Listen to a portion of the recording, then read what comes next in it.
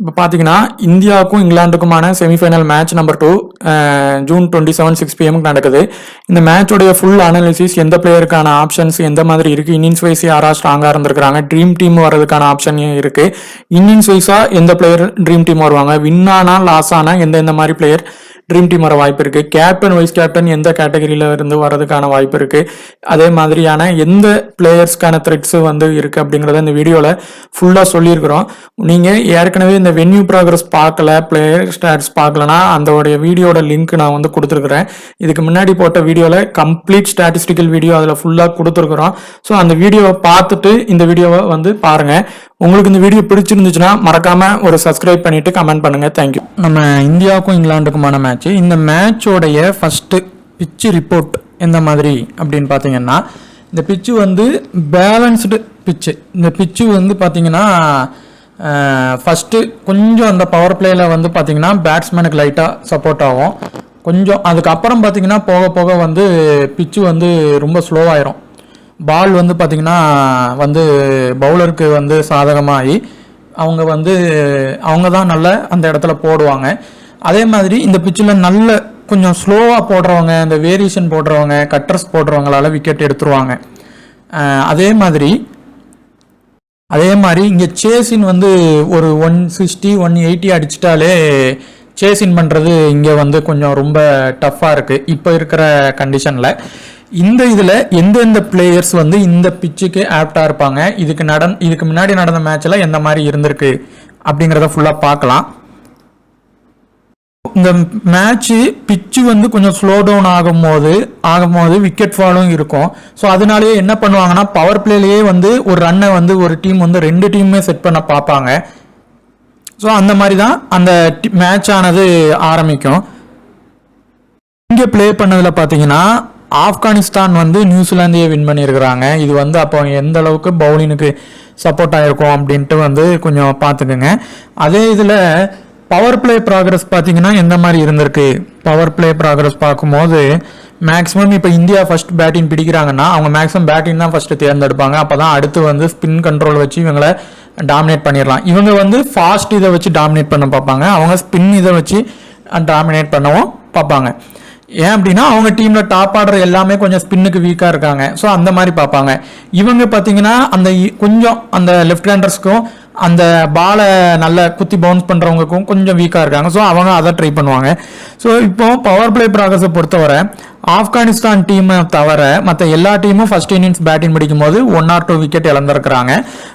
கொஞ்சம் லோ ஒரு சின்ன டீம் விளையாடும் போது விக்கெட் நிறைய விழுந்திருக்கு.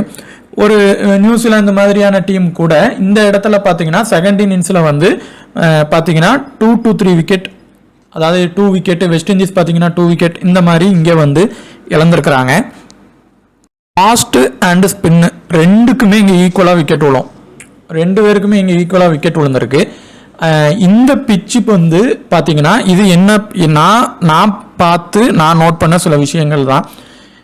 இதில் என்னன்னா, ஒரு லெஃப்ட் ஹேண்டர் பவுலர் இங்கே நல்லா பவுலிங் பண்ணுறாங்க. இதில் விளையாண்ட 2 மேட்ச்லையும் பார்த்தீங்கன்னா ஃபரூக்கி அற்புதமாக பவுலிங் பண்ணியிருந்தார். ஆனால் அடுத்த ஒரு சில பிச்சுகளை போய் அவரால் பெரிய அளவுக்கு பண்ண முடியல. ஆனால் இந்த பிச்சு நல்லா இருந்தது. அதே மாதிரி இங்கே இது பண்ண போல்ட் நல்லா பண்ணியிருந்தாங்க. அதே மாதிரி ஒரு லெஃப்ட் ஹேண்டர் பவுலர், ஒரு ஆர்த்தடாக்ஸ் பவுலரோ இல்லை ஸ்பின் பவுலரோ லெஃப்ட் ஹேண்டரில் இருக்கிறவங்களும் இங்கே நல்லா போடுவாங்க. ஸோ லெஃப்ட் ஹேண்டர் இது வச்சிருக்கிறவங்க மேக்ஸிமம் இந்த பிச்சில் நல்லா போடுவாங்க. இது என்னோட தனிப்பட்ட ப்ரெடிக்ஷன்.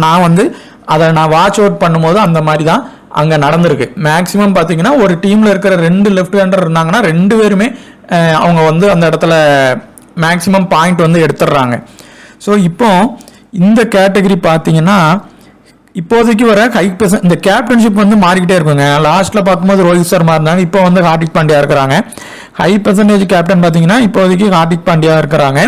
அடுத்து வைஸ் கேப்டன் பார்த்தீங்கன்னா பட்லர் இருக்கிறாங்க. இது சப்போஸ் இப்போ இந்தியா ஃபர்ஸ்ட் பிடிக்கிறாங்கன்னா கூட அந்த விசியாவது ரோஹித் சர்மாவுக்கு மாறலாம், இல்லை இந்த மாதிரியான சில கண்டிஷன் இருக்குது. இப்போ இந்த 75 to 100 தான் கேப்டன் வைஸ் கேப்டன் இருக்கிறாங்க. இப்போ மேக்ஸிமம் இந்த கேட்டகரியில இருந்து கேப்டனோ ஒரு வைஸ் கேப்டனோ வந்துருவாங்க. அடுத்து வந்து பார்த்தீங்கன்னா ஒரு லோ பெர்சன்டேஜில் இருந்து கூட வரலாம், 25 to 50 இல்லை அதுக்கு கீழே 50 to 75 ரேராக வருவாங்க. இன்னொரு இது விஷயம், ரொம்ப இந்த மேட்ச் வந்து எப்படின்னா 2 பேருமே லோ ஸ்கோர் தான் பண்ணுறாங்க அப்படின்ட்டு இருக்குன்னா, ஒரு 140 150 தான் பண்ணுறாங்க அப்படின்னா, இந்த 75 to 100 வராமல் 50 to 75 அதுக்கு கீழே பார்த்தீங்கன்னா அந்த கேப்டன் அண்ட் வைஸ் கேப்டன் வந்து மூவ் ஆகும். அப்போ நீங்கள் மிடில் ஆர்டர் டாப் ஆர்டர் பேட்ஸ்மேன்களை வந்து கொஞ்சம் நீக்கிட்டு மிடில் ஆர்டர் பேட்ஸ்மேன் ஆல்ரவுண்டர் பவுலரை முக்கியமாக நீங்கள் எடுத்து டீம் செலக்ட் பண்ணீங்கன்னா அந்த கேப்டன் இதை வந்து நீங்கள் அந்த கேட்டகரியில் செலக்ட் பண்ணணும். இப்போ இந்த கேட்டகரியை பொறுத்தவரை ஃபஸ்ட்டு வந்து பட்லர் வந்து இந்த இதில் ட்ரீம் டீம் வந்து உறுதியாக வந்துடுவாங்க. அவங்க கேப்டன் வைஸ் கேப்டன் அளவுக்கு பெர்ஃபார்மன்ஸ் பண்ணுவாங்களா அப்படிங்கிறத நம்ம அடுத்து சொல்லலாம்.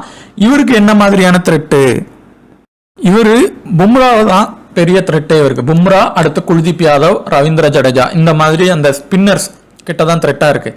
ஆனால் அக்சர் பட்டேல் பாலில் மற்றவங்க பால்லாம் அடிச்சிடுறாங்க. மேக்ஸிமம் பட்லர் வந்து இப்போ நடந்துட்டு இருக்கிற கரண்ட் சீரீஸில் பார்த்தீங்கன்னா செகண்ட் இன்னிங்ஸ் கொஞ்சம் நல்லாவே ப்ளே பண்ணுறாங்க. ஃபர்ஸ்ட் இன்னிங்ஸை கம்பேர் பண்ணும்போது அவங்க சேசிங் கொஞ்சம் நல்ல வேகமாகவும் பண்ணுறாங்க. இந்த இதில் மேக்ஸிமம் ஃபஸ்ட்டு இவர் ட்ரீம் டீம் வர்றதுக்கான வாய்ப்பு இருக்குது. ஒரு 20 ரன் அடிச்சுட்டனாலும் விக்கெட் கீப்பர் போய் கேட்ச் இன் பண்ண நிறைய வாய்ப்பு இருக்குது.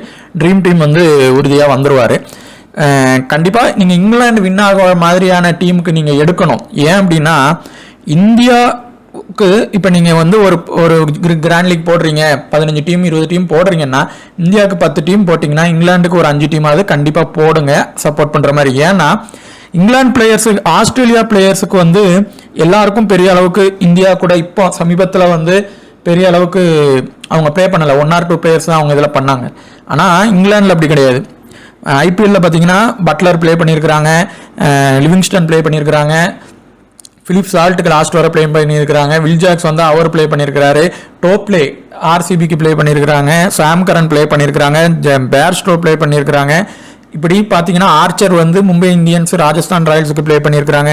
ஸோ இவங்களுடைய பிளேயர்ஸோடைய ஸ்ட்ராங்கு வீக்னஸ் எல்லாமே அவங்களுக்கு தெரியும். இப்போ இந்தியாவுக்கு வந்து சப்போர்ட் பண்ணி எல்லாரும் ஒரு பக்கம் டீம் எடுத்தாங்கன்னா நீங்கள் இங்கிலாந்துக்கு சப்போர்ட் பண்ணி கண்டிப்பாக டீம் எடுக்கும்போது ஒரு வேளை இங்கிலாந்து டீம் வின் ஆகுதுன்னா நம்ம டீம் தான் பார்த்தீங்கன்னா ஹையாக ரேங்க் எடுக்கும். 1. 2வது அப்படியே இந்தியா வின் ஆகுதுனாலும் நம்ம இங்கிலாண்டில் என்னென்ன பிளேயர்ஸை கண்டிப்பாக இவ்வளோ பிளேயர்ஸை எடுத்தோம்னா அப்போவும் நம்மளோட பாயிண்ட்ஸ் பார்த்தீங்கன்னா கண்டிப்பாக ஏறும். இந்த இதில் நீங்கள் வந்து இங்கிலாந்துக்கும் சப்போர்ட் பண்ணி எடுங்க. வின் லாஸ் வந்து யாருக்குனாலும் ஆகலாம். 2 டீமுமே ஈக்குவல் டீம். எல்லாரும் இப்போ என்ன மைண்ட் செட்டில் இருக்காங்கன்னா இங்கிலாந்துக்கு வந்து ரீசன்ட் ஃபார்ம் சரியில்லை, டாப் ஆர்டர் வந்து அவங்களுக்கு வந்து ஸ்பின்னுக்கு வீக்னஸ், இந்த விஷயத்த மைண்டில் வச்சுட்டு தான் டீமை வந்து நிறைய பேர் இப்போ எடுத்துகிட்டு வச்சுட்டும் இருப்பாங்க. ஆனால் இந்த கிராண்ட் லீக் வின் பண்ணுறவங்கலாம் என்ன மாதிரி யோசிப்பாங்கன்னா இதுக்கு அப்படியே ஆப்போசிட்டாக தான் யோசிப்பாங்க. இவங்க அதிரடியாக விளையாடுவாங்க, இவங்க அதிரடியாக ஸ்கோர் பண்ணிட்டு இந்தியாவை வந்து ப்ரெஷர் பண்ணிட்டாங்கன்னா செகண்ட் இன்னிங்ஸ் இப்போ பேட்டிங் பிடிக்கிறாங்கன்னா அந்த ப்ரெஷர் கண்டிஷன்லேயே இங்கே சேசிங் டஃப், அதனால விக்கெட் எடுத்துருவாங்க அப்படிங்கிற மைண்டில் அப்படி பண்ணால் என்ன ஆகும் அப்படின்ட்டு யோசிப்பாங்க. ஸோ அந்த மாதிரி யோசிக்கும் போது தான் நம்மளோட பாயிண்ட்ஸ் அண்ட் ரேங்க் வந்து ஏறும். சப்போஸ் இங்கிலாந்து லாஸ் ஆனால் கூட உங்களுக்கு இந்தியாவை வச்சும் சப்போர்ட் பண்ணி போடுவீங்க. ஸோ அந்த டீமும் உங்களுக்கு வின் ஆகும். ஆனால் இவங்களுக்கும் சப்போர்ட் பண்ணுங்க. ஃபர்ஸ்ட் பட்லருக்கு எடுத்துக்கோங்க இந்த கேட்டகரியில். 2வது சூரியகுமார் யாதவ், இவரும் ட்ரீம் டீம் இந்த கேட்டகரியில் மேக்ஸிமம் வந்துடுவார். ஃபர்ஸ்ட் இன்னிங்ஸ் பண்ணால் உறுதியாக எடுத்துருங்க, செகண்ட் இன்னிங்ஸ் பண்ணால் கூட நீங்கள் லீவ் பண்ணுங்க. ஃபர்ஸ்ட் இன்னிங்ஸ் பண்ணால் உறுதியாக ஒரு ட்ரீம் டீம் வந்துடுவார். இப்போ ரோஹித் சர்மா இந்த மேட்சை பொறுத்தவரை அவர் ஒரு ஹிட் ஆர் ஃப்ளாப் கண்டிஷன் தான். அவர் ஒன்று பெருசாக அடிப்பார் இல்லை ஃப்ளாப் ஆயிடுவார். பட்லரும் அதே மாதிரி தான், ஒன்று பெருசாக அடிப்பார் இல்லை ஒரு ட்ரீம் டீமாக வந்துடுவார். ஆனால் ரோஹித் சர்மா வந்து ட்ரீம் டீம் வந்துடுவார் மேக்ஸிமம். அவரோட இதுவும் பட்லரோட இதுவும் சேம் இது தான். அவருக்கும் பார்த்தீங்கன்னா பவர் பிளேல அதே மாதிரியான த்ரெட் இருக்குது. யார்ட்டெல்லாம் பார்த்தீங்கன்னா இவங்ககிட்ட இருக்குது, ஜோஃப்ரா ஆர்ச்சர் கிட்ட கம்மியான பால் அவுட் ஆயிருக்காரு, 20 பாலுக்கே 3 டைம் அவுட் ஆயிருக்காரு. ஸோ அந்த அவுட்டு வந்து சீக்கிரமாக ஆயிட்டாருன்னா அவர் அந்த 2வது ஓவருக்குள்ளே அவுட் ஆயிட்டாருன்னா அவரால் ட்ரீம் டீமே வர முடியாது. ஆனால் அந்த பவர் பிளே வரைக்கும் இவர் இழுத்தடிச்சு அந்த டீமுக்கு ரன்னை சேர்க்கணும்னு நினைப்பாரு. ஏன்னா பின்னாடி அந்த விக்கெட் ஸ்லோ ஆகிட்டனா அடிக்க முடியாதுங்கிறது அவருக்கு தெரியும். அது மாதிரி டோப்லே பால்லையும் பார்த்தீங்கன்னா கம்மியான ரன்ல அவுட் ஆயிருக்காரு. ஸோ இவர் வந்து ஒரு ஹிட் ஆர் ஃப்ளாப் கண்டிஷன் தான். மேபி ட்ரீம் டீம் வருவார் இல்லை கம்ப்ளீட்டாக ஃப்ளாப் ஆக ஒரு வாய்ப்பு இருக்குது. அதாவது எப்படின்னா ரோஹித் சர்மா ரோஹித் சர்மா கோலியில் கண்டிப்பாக ஒருத்தங்க ஃப்ளாப் ஆயிடுவாங்க. செமிஃபைனல் இந்த ஃபைனலை பொறுத்தவரை எப்படி இருக்கும்னா, யார் அந்த டீமில் நல்லா பெர்ஃபார்மன்ஸ் பண்ணிகிட்டே வராங்களோ அவங்க வந்து டவுன் ஆவாங்க. அதுக்கு பெர்ஃபார்மே பண்ணாத மாதிரி இருக்கிற ஒரு பிளேயர் தான் வந்து பார்த்தீங்கன்னா நல்ல பெர்ஃபார்மன்ஸ் பண்ணுவாங்க. இது வந்து 2 டீம்லையும் நடக்கலாம், இல்லை ஒரு டீம்லையாவது இது கண்டிப்பாக நடக்கும். ஸோ இப்போ ரோஹித் சர்மா அந்த கண்டிஷனில் நீங்கள் எடுத்துக்கோங்க.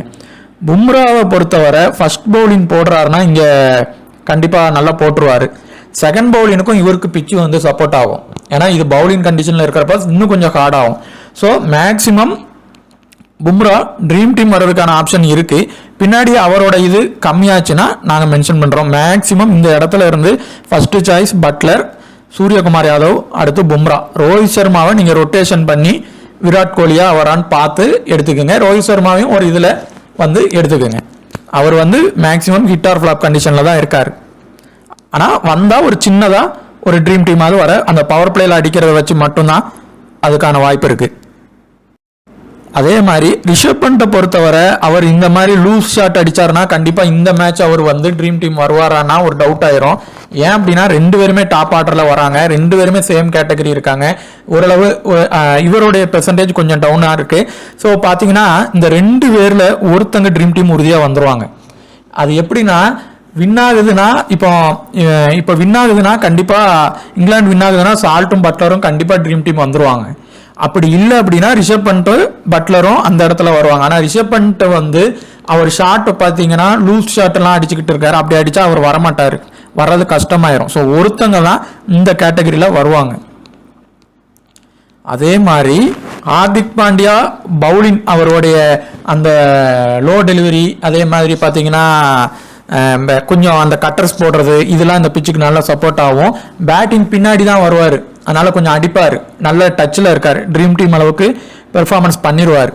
ஸோ இவர் 2வது பிக்கு. அடுத்து அதில் ரசீதை செகண்ட் இன்னிங்ஸுக்கு ட்ரை பண்ணுங்க, ஜோஃப்ரா ஆர்ச்சரை ஃபர்ஸ்ட் இன்னிங்ஸ் ட்ரை பண்ணுங்க. ஸோ இந்த கேட்டகரி வைஸில் இந்த பிளேயர்ஸை பிரிச்சுக்குங்க. ஆனால் ஆர்ச்சர் வந்து ட்ரீம் டீம் வர்றதுக்கான வாய்ப்பு இந்த மேட்ச்சில் நிறைய இருக்குது. ஃபர்ஸ்ட் இன்னிங்ஸ் போட்டாருன்னா, செகண்ட் இன்னிங்ஸ் போட்டாலும் அவர் ட்ரீம் டீம் வந்து வர்ற மாதிரியான கண்டிஷன்ல இருக்கு. அப்போ யாரை இவருக்கு பதிலாக அதில் ரசீதுக்கு பதிலாக எடுக்கலாம் அப்படின்னா அதில் ரசீத் இல்லைன்னா ஜார்டன். இப்போ ஜார்டன் ஃபர்ஸ்ட் ஓவர் போடுறாருன்னா நீங்கள் அதில் ரசீதை கூட லீவ் பண்ணலாம், இல்லை அதில் ரசீத் எடுக்கிறீங்கன்னா ஜார்டனை லீவ் பண்ணலாம். ஸோ ஃபர்ஸ்ட் இந்த கேட்டகரியில் இந்த 2 பேரில் ஒருத்தங்க இதை நீங்கள் ரொட்டேஷன் பண்ணி பார்த்துக்குங்க.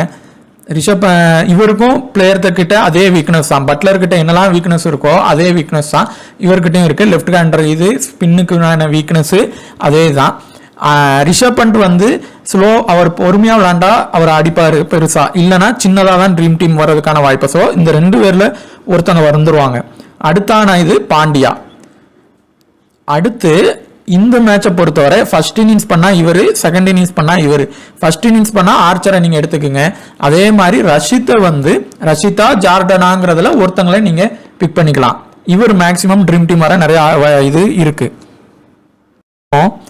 இந்த கேட்டகரியை பொறுத்தவரை எப்படின்னா என்னை பொறுத்தவரை நான் விராட் கோலி இந்த மேட்ச் வந்து இது பண்ணுவேன், சப்போர்ட் பண்ணுவேன். ஏன் அப்படின்னா விராட் கோலி வந்து ஒரு முக்கியமான மேட்ச்ல கண்டிப்பா எப்படியாவது பெர்ஃபார்மன்ஸ் பண்ணுவார், கொஞ்சமாவது பண்ணிடுவார். ஆனால் ரோஹித் சர்மா பார்த்தீங்கன்னா எல்லா மேட்சும் நல்லா பண்றவர், அந்த முக்கியமான மேட்சை பார்த்தீங்கன்னா விட்டுருவார்.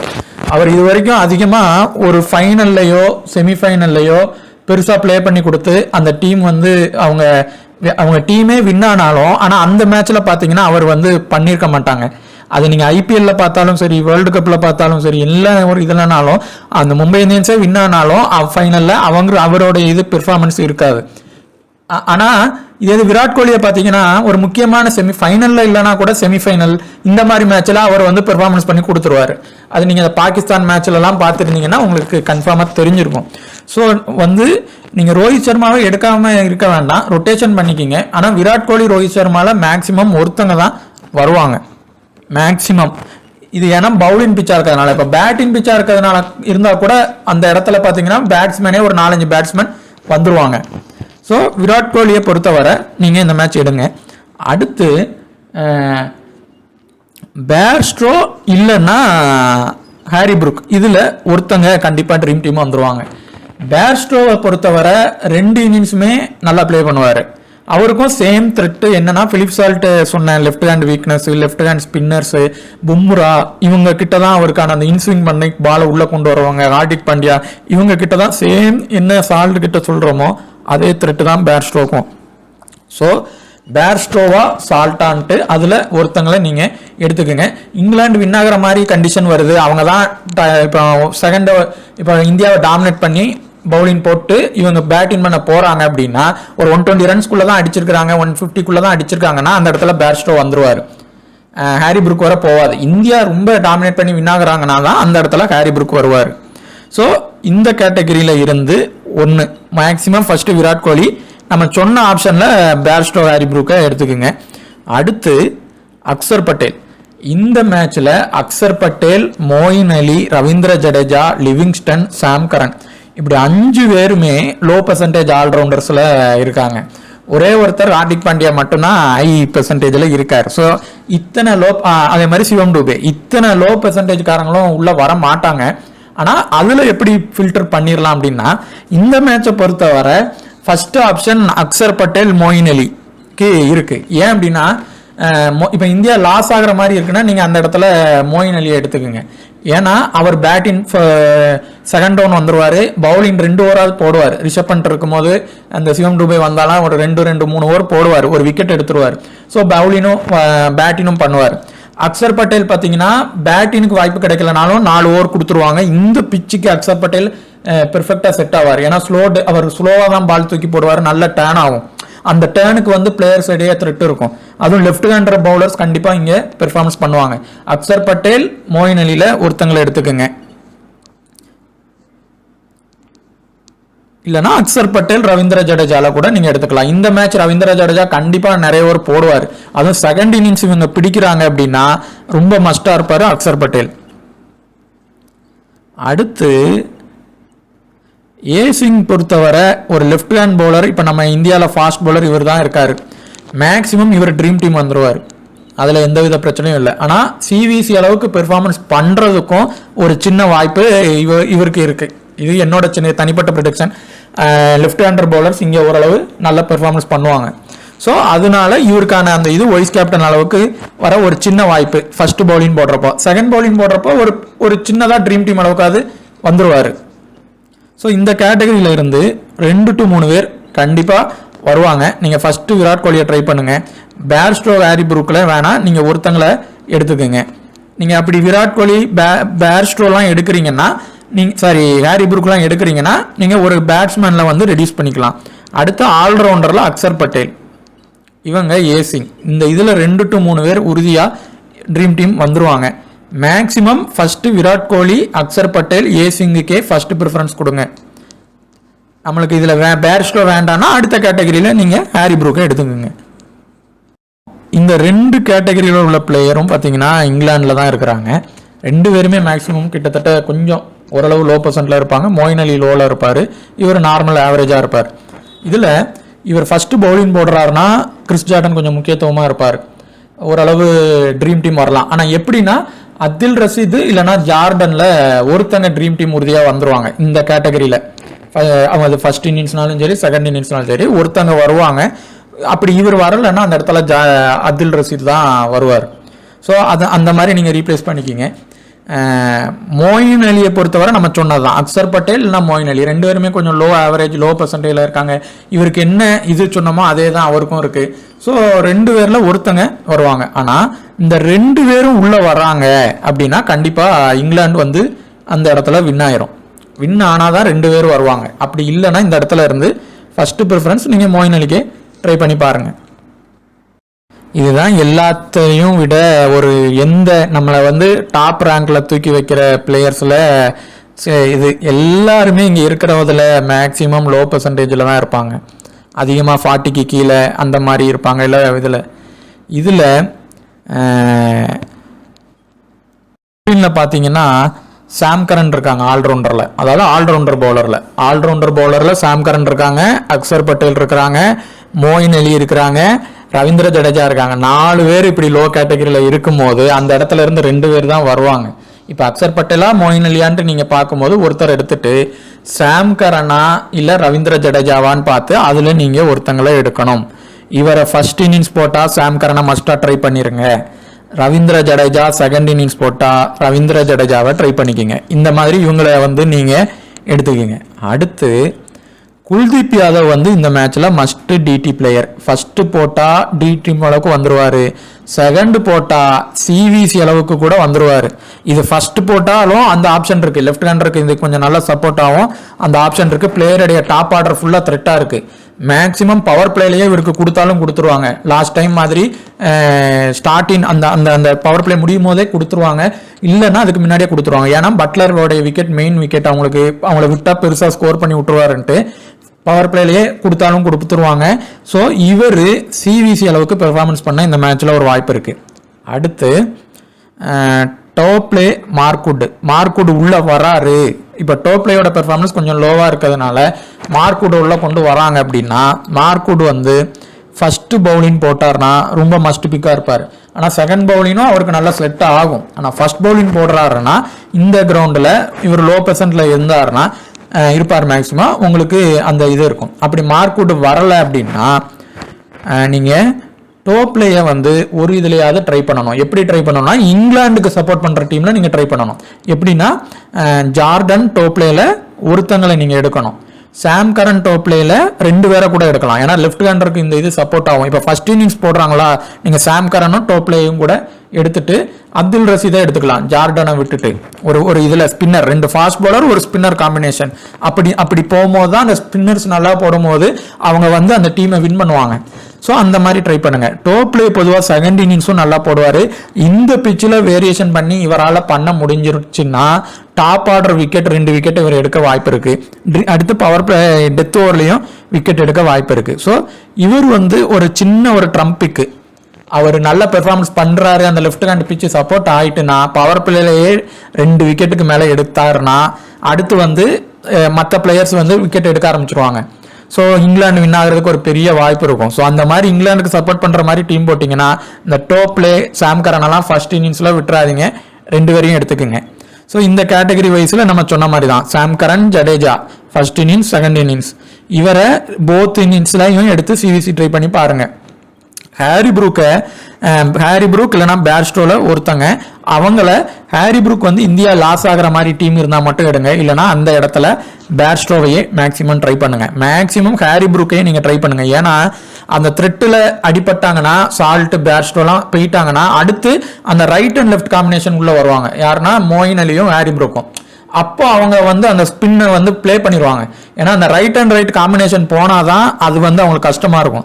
ஸோ அதனால தான் மோயின் அலி வந்து ஃபர்ஸ்ட் ப்ரிஃபரன்ஸ் கொடுங்கிறேன். ஏன்னா இப்போ அப்படி விக்கெட் எடுக்கிறாங்க அப்படின்னா கண்டிப்பாக மோயின் அலியை இறக்கி விட்டுருவாங்க.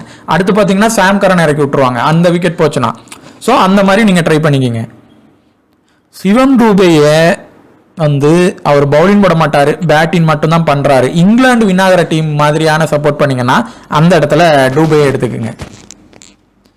ஸோ மேக்ஸிமம் இந்த கேட்டகரியில் இவர் ஃபர்ஸ்ட் இன்னிங்ஸ், இவர் செகண்ட் இன்னிங்ஸ், இவரை நம்ம சொன்ன மாதிரியான கண்டிஷனில் எடுத்துக்கோங்க. டோப்லே வந்து ஒரு ட்ரம்ப் பிக்கு தான், இங்கிலாந்துக்கு சப்போர்ட் பண்ணுற மாதிரி டீம் இருந்துச்சுன்னா அதில் ட்ரை பண்ணிக்கோங்க.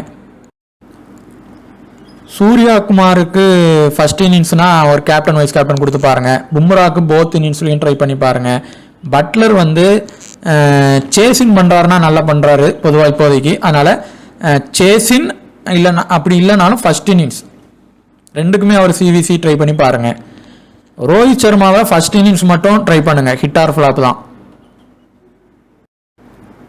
சேசிங் பண்ணுறாங்க, பிச்சு டஃப்பாக இருக்குன்னா கண்டிப்பாக அந்த இடத்துல விராட் கோலி ப்ளே பண்ணி கொடுத்துருவாரு. சேசின்ல வந்து அவருடைய ஆவரேஜும் நல்லா இருக்கும்.